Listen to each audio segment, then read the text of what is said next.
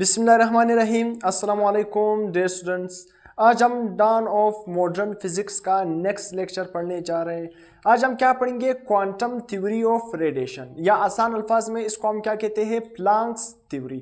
तो इंशाल्लाह Planck's theory या क्वांटम थ्योरी ऑफ रेडिएशन से रिलेटेड हम हर बेसिक पॉइंट, हर कम्प्लेक्स पॉइंट डिस्कस करेंगे। तो काइंडली अगर आप चैनल पर नए हो तो चैनल को सब्सक्राइब कर देना, बेल आइकन की घंटी को पुश कर देना ताकि आपको तमाम आने वाली लेक्चर की नोटिफिकेशन मिल सके। लेक्चर को स्टार्ट करते हैं। सबसे पहले क्वांटम थ्योरी ऑफ रेडिएशन। इस लेक्चर से पहले मैंने एक लेक्चर अपलोड किया है ब्लैक बॉडी रेडिएशन पर। तो ब्लैक बॉडी रेडिएशन का लेक्चर अगर आपने नहीं देखा है तो उस लेक्चर को लाजमी देखना, क्योंकि उस लेक्चर का लिंक इस लेक्चर के साथ भी है। तो यहाँ पर क्वांटम थ्योरी ऑफ रेडिएशन, इस थ्योरी को किसने दिया था? आसान अल्फाज में इसको प्लांक्स ने दिया था। तो इसी वजह से इसको हम नाम देते हैं प्लांक्स थ्योरी। तो क्वांटम थ्योरी ऑफ रेडिएशन को हम क्या नाम देते हैं? मैक्स प्लांक्स थ्योरी भी कहते हैं, क्योंकि इसको प्लांक्स ने दिया था। अब प्लांक्स थ्योरी इसको हम भी कहते हैं। अब इसको आप कह सकते हो कि क्वांटम थ्योरी ऑफ रेडिएशन को किसने दिया था? Given by max Planck's. कब दिया था? 1900 में दिया था। और ये प्लांक्स ने ये थ्योरी क्यों दिया था? इसका रीजन क्या था कि प्लांक्स ने ये थ्योरी दी थी? तो इस थ्योरी का मेन रीजन था to explain the black body radiation. तो ब्लैक बॉडी रेडिएशन को एक्सप्लेन करने के लिए मैक्स प्लांक्स ने क्वांटम थ्योरी ऑफ रेडिएशन दिया था। अब ये क्यों दिया था इस थ्योरी ने? क्योंकि ब्लैक बॉडी रेडिएशन को एक्सप्लेन करने के लिए, क्योंकि जो ब्लैक बॉडी रेडिएशन है ना, उसको क्लासिकल फिजिक्स क्या है, उसको एक्सप्लेन नहीं कर सकती थी। तो which classical physics fail to explain. तो क्लासिकल फिजिक्स इसको एक्सप्लेन नहीं कर पा रहा था ब्लैक बॉडी रेडिएशन को। तो ब्लैक बॉडी रेडिएशन को सही तौर पर एक्सप्लेन करने के लिए मैक्स प्लांक्स ने 1900 में एक थ्योरी दी, जिसको प्लांक्स थ्योरी भी कहती है या क्वांटम थ्योरी ऑफ रेडिएशन भी कहती है। और इस थ्योरी का मकसद क्या था? ब्लैक बॉडी रेडिएशन को क्या करना है? एक्सप्लेन करना है। मैंने आपको ब्लैक बॉडी समझाया भी था पिछले लेक्चर में कि ब्लैक बॉडी है क्या। तो अगर आपने वो लेक्चर नहीं देखा है ब्लैक बॉडी का, उस लेक्चर को लाजमी देखना है कि ब्लैक बॉडी है क्या। तो ब्लैक बॉडी से जो रेडिएशन निकलती है ना, तो उस रेडिएशन को एक्सप्लेन करने के लिए प्लांक्स ने ये थ्योरी दी थी। अब इस थ्योरी के मुताबिक हमारे पास इस थ्योरी के कुछ पोस्टुलेट है, आसान पोस्टुलेट है। इस थ्योरी के पोस्टुलेट क्या है? आसान अल्फाज में इसके जो मेन पोस्टुलेट इसको हम पढ़ते हैं। सबसे पहले क्या है? रेडिएंट एनर्जी इज एमिटेड और एब्जॉर्ब इन अ डिसकंटिन्यूअस पैटर्न। अब आसान अल्फाज में यह हमें क्या समझा रहा है? सबसे पहला point quantum theory of radiation का। तो लफ्ज सबसे पहले यहां पर मैंने लफ्ज लिखा है क्वांटम। तो क्वांटम मैं आपको समझाऊंगा कि क्वांटम का मतलब क्या है, वो लास्ट में समझाऊंगा, पॉइंट वहां पर आएगा। तो सबसे पहला पॉइंट क्या है? इसका जो पहला पोस्टुलेट है कि रेडिएंट एनर्जी इज एमिटेड और एब्जॉर्ब इन डिसकंटिन्यूअस पैटर्न। तो आसान अल्फाज में जब भी ब्लैक बॉडी से क्या होगी? ब्लैक बॉडी से जो रेडिएशन निकलेंगे उससे, या आसान अल्फाज में ब्लैक बॉडी जब रेडिएशन को इमिट करेगा या रेडिएशन को एब्जॉर्ब करेगा, तो वो किस पैटर्न में एब्जॉर्ब करेगा या इमिट करेगा? डिसकंटिन्यूअस पैटर्न में उसको इमिट करेगा या एब्जॉर्ब करेगा। तो पहला पॉइंट भी हमें यही समझा रहा है कि रेडिएंट एनर्जी इज इमिटेड और एब्जॉर्ब इन डिसकंटिन्यूअस पैटर्न। तो ये क्या है? ब्लैक बॉडी क्या होगी? ब्लैक बॉडी जब भी रेडिएशन को एब्जॉर्ब करेगा या इमिट करेगा, वो डिसकंटिन्यूअस पैटर्न में उसको एब्जॉर्ब करेगा या इमिट करेगा। तो डिसकंटिन्यूअस पैटर्न का मतलब क्या है? क्लासिकल फिजिक्स ने हमें क्या समझाया? क्लासिकल फिजिक्स ने हमें समझाया, लेट्स सपोज ये हमारे पास क्या है? एक ब्लैक बॉडी है। तो ये हमारे पास क्या है? ब्लैक बॉडी है। ये एक हमारे पास है ब्लैक बॉडी।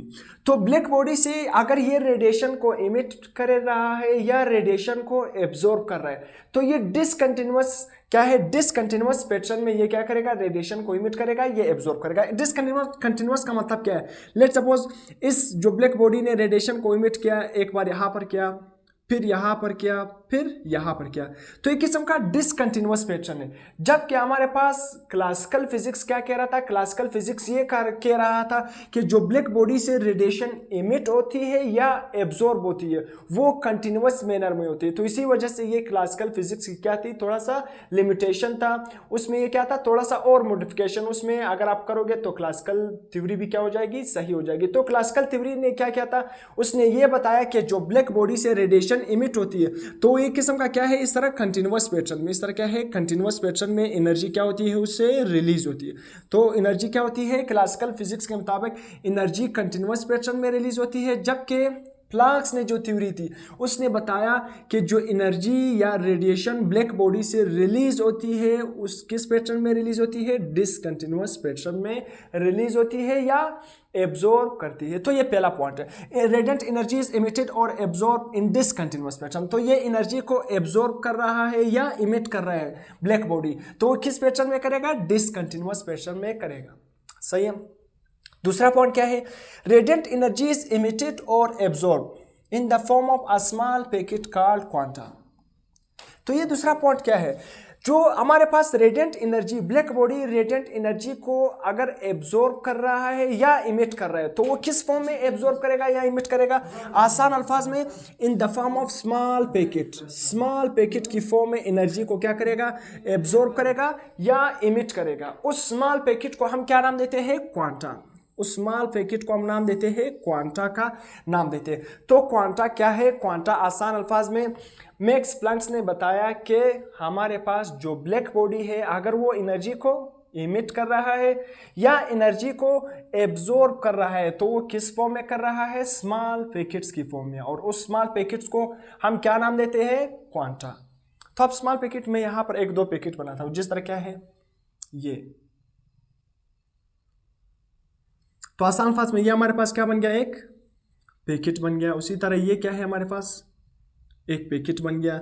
उसी तरह ये क्या है हमारे पास, ये भी हमारे पास क्या बन गया, एक पैकेट बन गया। तो उसने कहा कि जो हमारे पास ब्लैक बॉडी है वो रेडिएशन को इमिट कर रहा है या एब्जॉर्ब कर रहा है, तो वो एक स्मॉल पैकेट की फॉर्म में एनर्जी को इमिट करता है, आसान अल्फाज में रेडिएशन को इमिट करता है स्मॉल पैकेट्स की फॉर्म में, या रेडिएशन को एब्जॉर्ब करता है तब भी स्मॉल पैकेट्स की फॉर्म में। तो उस स्मॉल पैकेट को हम क्या नाम देते हैं, क्वांटा का नाम देते हैं। मगर आइंस्टाइन ने उसमें थोड़ी सी क्या है मॉडिफिकेशन की। उसने कहा ये क्वांटा आसान अल्फाज में in the case of light, अगर लाइट से एनर्जी इमिट हो रही है ना, लाइट से रेडिएशन इमिट हो रही है ना, तो उसने कहा फिर हम क्वांटा को एक खास नाम देंगे, और क्वांटा का फिर हम क्या नाम देंगे, फोटोन का नाम देंगे। तो ये किसने बताया, आइंस्टाइन ने बताया। किसने बताया, आइंस्टाइन ने बताया। ये का मतलब क्या है, आइंस्टाइन। तो आइंस्टाइन ने हमारे पास क्या बताया, उसने बताया in the case of light, अगर लाइट से क्या रिलीज हो रही, रेडिएशन रिलीज होगी, तो फिर उस फॉर्म में क्वांटा को हम क्या नाम देंगे, फोटोन्स का नाम देंगे। फिर उसको हम क्या नाम देंगे, फोटोन्स का नाम देंगे। तो ये हमारे पास तीसरा पॉइंट हो गया। चौथा पॉइंट क्या है, अब तीसरे पॉइंट से हम यहाँ पर कुछ डेरिवेशन भी करते हैं। हमारे पास आसान अल्फाज में एनर्जी का फ्रीक्वेंसी के साथ कौन सा रिलेशन है, डायरेक्ट रिलेशन है। मतलब अगर आप एनर्जी को बढ़ाते जाओगे तो फ्रीक्वेंसी भी क्या होती जाएगी, बढ़ती जाएगी। तो आसान अल्फाज में एनर्जी का फ्रीक्वेंसी के साथ कौन सा रिलेशन है, डायरेक्ट रिलेशन है। तो अगर आप इस प्रोपोर्शनलिटी सिंबल को खत्म करोगे तो क्या लगाओगे, कांस्टेंट लगाओगे। तो हमारे पास फार्मूला किस तरह बन जाएगा, E = HF। तो ये H दरअसल में क्या है, H हमारे पास क्या है, प्लैंक्स कांस्टेंट। यहाँ पर मैंने लिखा भी है H हमारे पास क्या है, प्लैंक्स कांस्टेंट। तो यहाँ पर आपने लिखना है कि H क्या है, H हमारे पास क्या है, प्लैंक्स कांस्टेंट, और इसकी वैल्यू क्या है 6.673 10⁻34 जॉल सेकंड। तो आसान अल्फाज में ये जो H की वैल्यू ये बहुत ही कम वैल्यू है, बहुत स्मॉल वैल्यू। क्यों, क्योंकि 10⁻34 मतलब जो चीज़ माइनस में होगी मतलब बड़ी वैल्यू होगी वो बहुत क्या होगी, कम होगी। तो यहाँ पर आसान अल्फाज में H की वैल्यू क्या है, बहुत ही कम है, 6.673 10⁻34 जॉल सेकंड। तो प्लैंक्स कांस्टेंट का यूनिट क्या है, जॉल सेकंड, और ये इसका क्या है, वैल्यू है। तो ये हमारे पास क्या बन गया, फार्मूला। एनर्जी का फ्रीक्वेंसी के साथ डायरेक्ट रिलेशन है। तो लेट्स सपोज अगर हमने क्या है, n नंबर ऑफ एनर्जी, क्या है, n नंबर ऑफ, सही है, मतलब क्या है, n नंबर ऑफ क्या है, बॉडी के लिए हमने क्या करना है, एनर्जी फाइंड करना है। तो आसान अल्फाज में यहाँ पर H के साथ क्या लग जाएगा, एक N, E = NHF। तो ये हमारे पास क्या बन गया, n नंबर, अगर आपने किसी भी बॉडी की n नंबर ऑफ क्या है, एनर्जी फाइंड करनी है तो उसके साथ हम क्या लगाएंगे, n। अब n क्या है, यहाँ पर फोर्थ पॉइंट में मैं आपको n समझाऊंगा। तो ये हमारे पास आसान अल्फाज में एनर्जी का फ्रीक्वेंसी के साथ कौन सा रिलेशन है, डायरेक्ट रिलेशन। अब आसान अल्फाज में चौथा पॉइंट हमारे पास क्या एक्सप्लेन कर रहे हैं, कि ब्लैक बॉडी इमिट और absorb energy in whole multiples of HF not in fraction. ये सबसे इंपॉर्टेंट पॉइंट है, मतलब इस थ्योरी का सबसे इंपॉर्टेंट पॉइंट ये है। क्या कह रहा है कि अगर ब्लैक बॉडी एनर्जी को इमिट कर रहा है या एनर्जी को एब्जॉर्ब कर रहा है तो in whole multiples of HF, तो हमारे पास किस फॉर्म में वो एनर्जी को इमिट करेगा या एब्जॉर्ब करेगा? Whole multiples of HF, flux Planck's constant into frequency. अब होल मल्टीपल्स का मतलब क्या है? Not in fraction. होल तो होल मल्टीपल्स ऑफ HF, तो यहां पर आसान अल्फाज में होल मल्टीपल का मतलब क्या है? 1 2 3 4 5 अप टू इंफिनिटी। मैंने यहां पर लिखा भी हुआ है कि n की वैल्यू क्या हो सकती है? 1 2 3 up to infinity, whole number में हो सकती है। क्या होल मल्टीपल्स होगा, मतलब 1 2 3 अप टू सो ऑन, मतलब अप टू इंफिनिटी। n की वैल्यू कभी भी फ्रैक्शन में नहीं हो सकती। n की वैल्यू क्या है? कभी भी फ्रैक्शन में नहीं हो सकती। मतलब n की वैल्यू अगर मैं यहां पर आपसे कहूं n की वैल्यू 1.5 नहीं हो सकता है, उसी तरह n की वैल्यू क्या है? 2.5 नहीं हो सकता है, n की वैल्यू क्या है? 3.5 नहीं हो सकता है, n की वैल्यू 100.5 नहीं हो सकता है। तो n की वैल्यू हमेशा क्या होगी? क्वांटाइज होगी। तो यहाँ पर क्वांटम का मतलब क्या है? क्वांटम का मतलब ये है कि आसान अल्फाज में एक किस्म का फिक्स, तो क्वांटाइज। आसान अल्फाज में n की वैल्यू क्या होगी? क्वांटाइज होगी। क्वांटाइज का मतलब क्या होता है? यहां पर देखो, क्वांटाइज का मतलब क्या होता है? फिक्स्ड। तो n की वैल्यू क्या होगी? फिक्स्ड होगी। n की वैल्यू क्या होगी? फिक्स्ड होगी। तो यहां पर इसी वजह से क्या है कि ब्लैक बॉडी इमिट और absorb energy in whole multiples of HF। तो जो HF का होल मल्टीपल्स की फॉर्म में एनर्जी रिलीज करेगा। होल मल्टीपल्स का मतलब क्या है? यहां पर जो n होगा वो 1 2 3 4 5 6 अप टू इंफिनिटी हो सकता है। आसान अल्फाज में नॉट इन फ्रैक्शन। तो n की वैल्यू कभी भी फ्रैक्शन में नहीं हो सकती है। तो n की वैल्यू हमेशा क्या रहेगी? क्वांटाइज होगी, नेवर इन फ्रैक्शन, कभी भी फ्रैक्शन में नहीं हो सकती। क्या हो गया? E is equal to n HF, n is equal to 1 2 3 up to infinity. अब इसके बाद क्या है? पांचवा पॉइंट हमारे पास क्या है कि एटम्स या मॉलिक्यूल्स इमिट और absorb radiation when they jump from one state to other state. ये तो बहुत ही आसान पॉइंट है, आपने बोर एटॉमिक मॉडल में भी पढ़ा है कि आसान अल्फाज में एटम या मॉलिक्यूल एनर्जी को इमिट करेगा या एब्जॉर्ब करेगा। आसान अल्फाज में या रेडिएशन को इमिट करेगा या एब्जॉर्ब करेगा जब वो क्या करेगा? Jump from one state to other state. आसान अल्फाज में इलेक्ट्रॉन जब एक स्टेट से दूसरे स्टेट में जंप करेगा। स्टेट का मतलब क्या है? स्टेट का मतलब आसान अल्फाज में यहां पर देखो, ये हमारे पास क्या है? न्यूक्लियस, एक शेल, ये क्या है? दूसरा शेल, जगह थोड़ा कम है, मैं यहां पर इस तरह बना, ये क्या है? तीसरा शेल। तो आसान अल्फाज में लेट्स सपोज इलेक्ट्रॉन इस शेल में मौजूद, तो अगर इलेक्ट्रॉन इसी शेल से इस ऊपर वाले शेल में जाएगा, तो इलेक्ट्रॉन अगर नीचे वाले शेल से किस में जाएगा? ऊपर वाले शेल में जाएगा। अगर इलेक्ट्रॉन नीचे से ऊपर शेल में जाएगा तो ये एनर्जी को क्या करेगा? एब्जॉर्ब करेगा। अगर इलेक्ट्रॉन क्या है? इलेक्ट्रॉन ऊपर वाले, तो अगर इलेक्ट्रॉन ऊपर वाले शेल से किस में आएगा? नीचे में आएगा, तो ये एनर्जी को क्या करेगा? रिलीज करेगा। तो आसान सा पॉइंट क्या है कि जब भी इलेक्ट्रॉन नीचे वाले शेल से ऊपर में जाएगा तो ये एनर्जी क्या करेगा? एब्जॉर्ब करेगा। मगर जब इलेक्ट्रॉन ऊपर वाले शेल से नीचे शेल में आएगा तो ये एनर्जी को क्या करेगा? इमिट करेगा। एनर्जी को क्या करेगा? इमिट करेगा। तो यहाँ पर भी यही पॉइंट समझा रहे कि एटम हो या मॉलिक्यूल हो, ये एनर्जी को इमिट करेगा या एब्जॉर्ब करेगा जब ये क्या करेगा? Jump from one state to other state. मतलब जब एक शेल से दूसरे शेल में ये जाएगा तो ये क्या करेगा? एनर्जी को या तो एब्जॉर्ब करेगा या तो इमिट करेगा। एब्जॉर्ब कब करेगा? जब ये नीचे वाले शेल से ऊपर में जाएगा तो ये एनर्जी एब्जॉर्ब करेगा। जब ऊपर वाले शेल से नीचे वाले शेल में आएगा तो ये एनर्जी को रिलीज करेगा। तो यहां पर मैंने लिखा है। इसके बाद इसी पॉइंट को एक्सप्लेन करने के लिए एक और पॉइंट है, नो एनर्जीज इमिट और absorb when the electron is in the same state। आसान अल्फाज में कोई भी एनर्जी न तो इमिट होगी न तो एब्जॉर्ब होगी। आसान अल्फाज में न तो एनर्जी हमारे पास क्या होगी? इमिट होगी, न तो एब्जॉर्ब होगी। कब?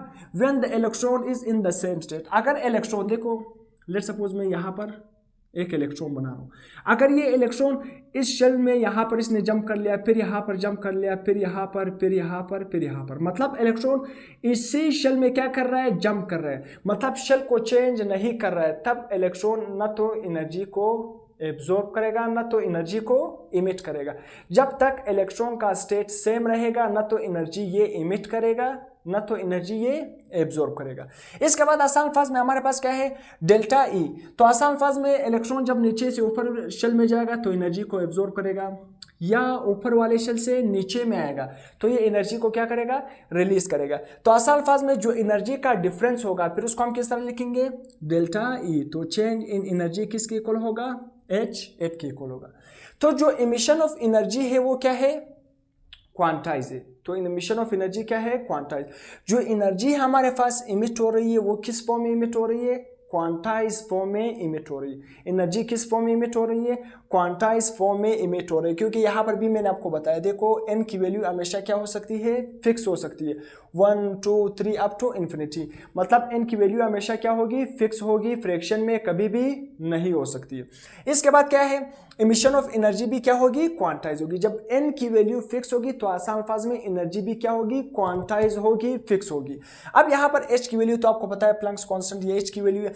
अब आसान अल्फाज में यहाँ पर हमारे पास ग्राफ है, ये आई का मतलब क्या है, इंटेंसिटी, वाई एक्सिस का अलोंग क्या है, इंटेंसिटी है, और एक्स एक्सिस के अलोंग क्या है, वेवलेंथ लैम्डा।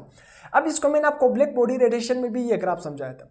ये ग्राफ हमारे पास क्या कह रहा है, ये ग्राफ ये कह रहा है ना, ये हमारे पास क्या है, वेवलेंथ। लेट्स सपोज लैम्डा इस साइड पर 0 1 2 3 4 5 6 7, और इस साइड पे क्या है, इंटेंसिटी बढ़ रही है। Let's suppose 0 1 2 3 4 5 6 7 up so on. तो आसान अल्फाज में देखो, इस साइड पे वेवलेंथ इस तरह बढ़ रहा है, और इस साइड पे 0 से अप टू 6 तक, अप टू 7 तक ये क्या है, इंटेंसिटी है। आई का मतलब इंटेंसिटी, लैम्डा का मतलब क्या है, वेवलेंथ। तो अब इस ग्राफ को हम समझते हैं। ग्राफ के वाई एक्सिस के अलोंग क्या है, इंटेंसिटी, और एक्स एक्सिस के अलोंग क्या है हमारे पास, वेवलेंथ।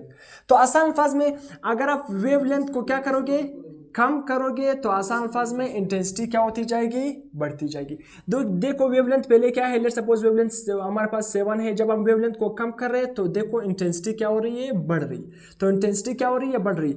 देखो वेवलेंथ कम हो रहा है, इंटेंसिटी बढ़ रही है, मतलब इंटेंसिटी एक खास पॉइंट तक क्या हो जाएगी, बढ़ जाएगी।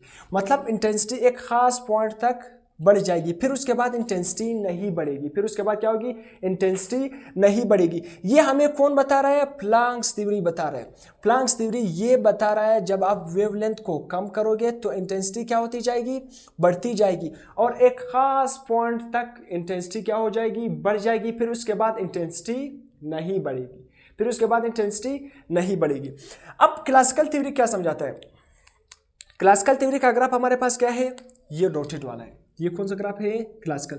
तो क्लासिकल थ्योरी ये समझाती है अगर आप वेवलेंथ को कम करते जाओगे तो इंटेंसिटी क्या होती जाएगी, बढ़ती जाएगी। एक खास लिमिट इसमें नहीं होगा, वेवलेंथ कम होता जाएगा, इंटेंसिटी बढ़ती जाएगी। जितना आप वेवलेंथ को कम करोगे इंटेंसिटी क्या होती जाएगी, बढ़ती जाएगी।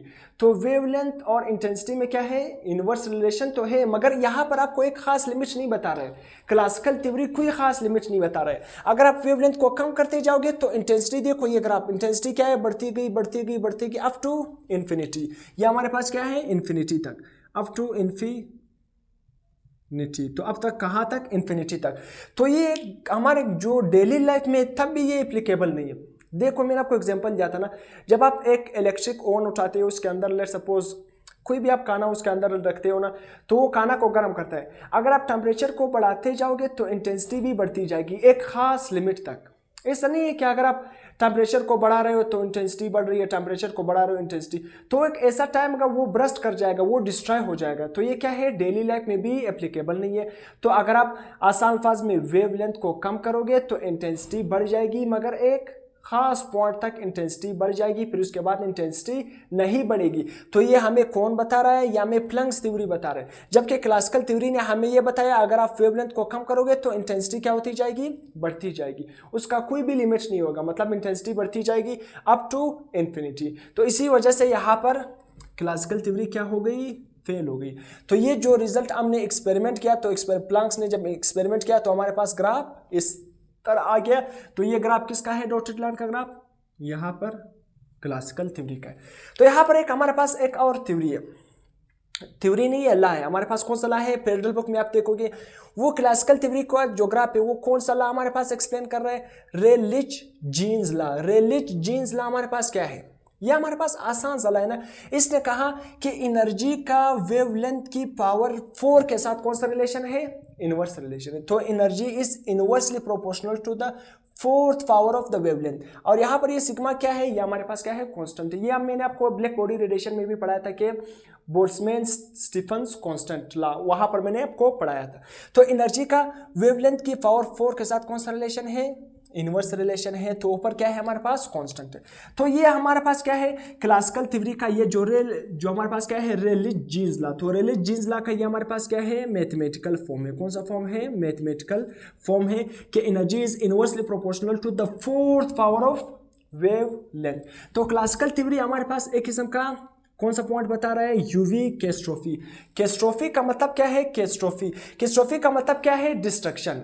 डिस्ट्रक्शन का मतलब क्या है, वेवलेंथ कम हो रही है, इंटेंसिटी बढ़ रही है। वेवलेंथ कम हो रही है, इंटेंसिटी बढ़ रही है, मतलब इंटेंसिटी का कोई खास लिमिट नहीं है। तो अगर दुनिया में इसी तरह वेवलेंथ अगर आप कम करोगे, इंटेंसिटी बढ़ती जाएगी। अगर इंटेंसिटी का कोई खास लिमिट नहीं होगा ना, तो इसी वजह से वो चीज़ क्या हो जाएगा, डिस्ट्रॉय हो जाएगा। जिस तरह इस्त्री है ना, अगर वो आप एक खास टेम्परेचर बढ़ाते जाओगे तो इस्त्री गर्म हो रहा है ना, मगर आप टेम्परेचर बढ़ाते जाओगे इस्त्री और गर्म हो गया। मगर इस तरह नहीं होता है, टेम्परेचर आप बढ़ा रहे हो, इस्त्री गर्म हो जाता है एक खास लिमिट तक, उसकी इंटेंसिटी बढ़ जाती है एक खास लिमिट तक, फिर उसके बाद वो खुद अचानक क्या हो जाता है, बंद हो जाता है। मतलब उसकी इंटेंसिटी क्या है, ऐसा नहीं आप टेम्परेचर बढ़ा रहे हो तो इस्त्री गर्म हो रहा है, टेम्परेचर बढ़ा रहे हो इस्त्री गर्म हो रहा है, तो इसकी वजह से वो तो जल जाएगा। तो इसी वजह से जो क्लासिकल थ्योरी है ना, वो हमें कौन सा रिजल्ट दे रहा है, यूवी कैस्ट्रोफी। यूवी कैस्ट्रोफी का मतलब क्या है, बिल्कुल हमें डिस्ट्रक्शन का रिजल्ट दे रहा है। हर चीज अगर इसी पर एप्लीकेबल होगा, आप वेवलेंथ को कम करते जाओगे, इंटेंसिटी बढ़ती जाएगी, तो ये हमारे पास क्या होगा, हर चीज पर क्या होगा, ये लॉ एप्लीकेबल नहीं हो सकता है, क्योंकि हर चीज डिस्ट्रक्शन की तरफ जाएगा। सही है, वेवलेंथ को कम करोगे हमारे पास इंटेंसिटी बढ़ जाएगी, मगर इंटेंसिटी एक खास पॉइंट तक बढ़ जाएगी, फिर उसके बाद इंटेंसिटी नहीं बढ़ेगी, फिर उसके बाद इंटेंसिटी क्या होती जाएगी, कम होती जाएगी। तो यहां तक हमने क्वांटम थ्योरी ऑफ रेडिएशन को हमने ऑलमोस्ट हर पॉइंट क्या कर लिया, एक्सप्लेन कर लिया। तो यहाँ तक आप नोट कर सकते हो। उसके बाद हम इसका कुछ स्मॉल डेरिवेशन है उसको हम डिस्कस करते हैं। फेडरल बोर्ड में इसका डेरिवेशन नहीं है, तो मैं उसका डेरिवेशन भी क्या करता हूँ, आपके साथ डिस्कस कर लेता हूँ। कुछ बुक में मौजूद है तो उसको हम डिस्कस करते हैं, जिस तरह पंजाब बुक वगैरह है। अब यहाँ पर हमारे पास थोड़ा सा क्या है, डेरिवेशन है, उसको हम करते हैं, फिर इसके बाद ये थ्योरी क्या हो जाएगी, एंड। तो आसान अल्फाज में जो ई का मतलब क्या है, आइंस्टाइन एनर्जी इक्वेशन। तो आइंस्टाइन एनर्जी इक्वेशन हमारे पास किसके इक्वल है, E is equal to mc²। ये तो बहुत मशहूर है, आप लोगों को याद भी है। तो आसान अल्फाज में ये दूसरा क्या है, P का मतलब क्या है, प्लैंक्स, जो हमने अभी पढ़ा है। जो प्लैंक्स एनर्जी इक्वेशन अभी हमने क्या पढ़ा था कि E is equal to HF। अब हम देखते हैं जो हमारे पास आइंस्टाइन एनर्जी इक्वेशन है। अब इस दोनों इक्वेशन से हमने क्या डिराइव करना है, मोमेंटम ऑफ द फोटोन। अगर आपने फोटोन की मोमेंटम को फाइंड करना है ना, तो हम किस तरह फाइंड करेंगे, इन दोनों इक्वेशन को कंपेयर करके फाइंड कर सकते हैं। तो देखना, आइंस्टाइन इक्वेशन हमारे पास क्या है, E is equal to mc²। तो mc² है ना, c² को हम इस तरह भी लिख सकते हैं mc.c। तो c को c से मल्टीप्लाई करेंगे, वापस क्या बन जाएगा, c²। तो हमने पढ़ा था कि मोमेंटम किसके इक्वल होता है, m इंटू v, मतलब मास इंटू वेलोसिटी। आसान अल्फाज में मास इंटू वेलोसिटी। तो यहाँ पर हमारे पास मास आ रहा है और c का मतलब क्या है, स्पीड ऑफ लाइट। ये तो भी क्या है, किस्म की स्पीड है। तो मास इंटू वेलोसिटी, तो देखो मास इंटू स्पीड आ रहा है, यानी तो मास इंटू स्पीड या मास इंटू वेलोसिटी किस चीज के बराबर होता है, मोमेंटम। तो इसकी जगह मैंने क्या लिख लिया, मोमेंटम लिख लिया इंटू c। तो हमारे पास एनर्जी का इक्वेशन किसके इक्वल हुआ, energy is equal to P C. तो हमारे पास एनर्जी का इक्वेशन किसके इक्वल हुआ, energy is equal to P C. अब देखना, जो पी सी है ना, हमने एनर्जी को किसके इक्वल रखा, पी सी के इक्वल आ गया। तो एनर्जी खुद किसके इक्वल है, अभी मैंने आपको बताया, एनर्जी किसके इक्वल है, H F. E is equal to H F. तो हम आइंस्टाइन इक्वेशन से ड्राइव कर रहे हैं। अब देखना, ई किसके इक्वल है, एच एफ के इक्वल है, यानी तो इस ई की जगह में क्या लिखूंगा, HF। तो PC is equal to HF। अब हमने पढ़ा था कि फ्रीक्वेंसी का फार्मूला क्या है, अगर आपने फ्रीक्वेंसी को फाइंड करना है तो वो किसके इक्वल होता है, speed of light divided by lambda. ये हमको पता भी है, ये आसान है, आपको पता भी है। अब देखना, मैं क्या करूंगा, मैं फ्रीक्वेंसी की जगह उसकी वैल्यू पुट करूंगा। फ्रीक्वेंसी किसके इक्वल है, C डिवाइडेड बाई लेमडा। तो ये जो P C is equal to H F है, तो P यहाँ पर C क्या हो रहा है, मल्टीप्लाई हो रहा है, इस साइड पर आकर क्या हो जाएगा, यहाँ पर डिवाइड। तो momentum is equal to H F, ऊपर एच एफ हो जाएगा और नीचे क्या होगा, ये C यहाँ पर मल्टीप्लाई हो रहा है, इस साइड पर आकर क्या हो जाएगा, डिवाइड। तो H F divided by c। तो momentum is equal to h। अब जो f है ना, f किसके इक्वल है, फ्रीक्वेंसी किसके इक्वल है, c डिवाइडेड बाय लेमडा। तो f की जगह मैंने क्या लिखा, c डिवाइडेड बाय लेमडा। ऊपर वाला जो h है वो मैंने उसी तरह लिख लिया, और नीचे जो c है उसको मैंने उसी तरह लिख लिया। c के साथ क्या हो गया, खत्म। ऊपर क्या रह गया, h, नीचे क्या रह गया, लेमडा। तो momentum is equal to h divided by lambda. तो अगर आपने क्या है, फोटोन का मोमेंटम फाइंड करना है तो फार्मूला क्या होगा, momentum is equal to h divided by lambda. और ये रिलेशन हमें क्या बता रहा है कि मोमेंटम का वेवलेंथ के साथ कौन सा रिलेशन है, इनवर्स रिलेशन है। मोमेंटम का वेवलेंथ के साथ कौन सा रिलेशन है, इनवर्स रिलेशन है। अगर आप वेवलेंथ को बढ़ाओगे मोमेंटम कम हो जाएगा, अगर आप वेवलेंथ को क्या करोगे, कम करोगे तो मोमेंटम बढ़ जाएगा। तो यहाँ तक हमने क्वांटम थ्योरी ऑफ रेडिएशन को क्या कर लिया, एक्सप्लेन कर दिया, हर चीज़ हमने पढ़ ली। तो कांडिया, अगर आपको लेक्चर पसंद आ गया, चैनल को सब्सक्राइब कर देना है, लेक्चर को लाइक कर देना है, कमेंट कर देना है, दोस्तों के साथ शेयर कर देना है। टिल देन, अल्लाह हाफिज़।